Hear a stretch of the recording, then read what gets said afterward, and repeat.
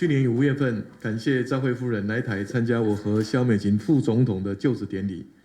我们在总统府叙旧，今天非常欢迎赵慧夫人再一次来访，也很高兴能够跟北村参议员、村冈知事以及各位贵宾交流。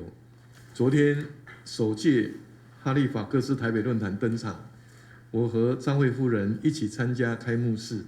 稍早，赵慧夫人也在论坛当中发表了专题演讲，为全球安全以及民主发展提供宝贵的意见。我要感谢赵慧夫人特别来台共襄盛举，展现对台湾的强力支持。我们都很怀念安倍首相，更感谢安倍前首相率先倡议自由开放的印度太平洋愿景，呼吁国际社会关注台海以及印太和平稳定。如今，这一些主张已经成为全球民主国家共同的战略目标，并且对国际形势和台湾安全产生深远的影响。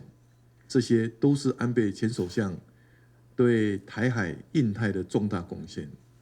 另外，我们也感谢日本石破茂首相近日与美国川普总统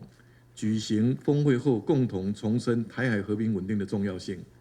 并且反对以武力或胁迫片面改变现状，也支持台湾的国际参与。安倍首相的理念也得到石破茂首相进一步的落实。我们非常感谢安倍前首相对台湾的情谊，也谢谢赵慧夫人继承安倍前首相的理念，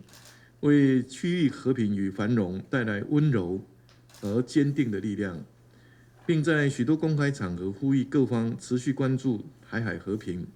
尤其是去年12月，赵慧夫人应川普总统伉俪邀请访美时，针对台海议题为台湾发声，让我们非常感动。面对威权国家持续扩张，台湾将和日本、美国以及欧盟等理念相近国家继续携手合作，共同为全球及区域的和平与繁荣做出贡献。我特别期待，能够在赵慧夫人的努力之下，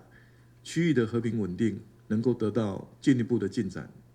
我知道赵慧夫人明天将与李登辉前总统的千金李安妮董事长见面。李前总统与安倍前首相都是毕生致力于推动台日关系的政治家，我们将继承他们的理念和精神，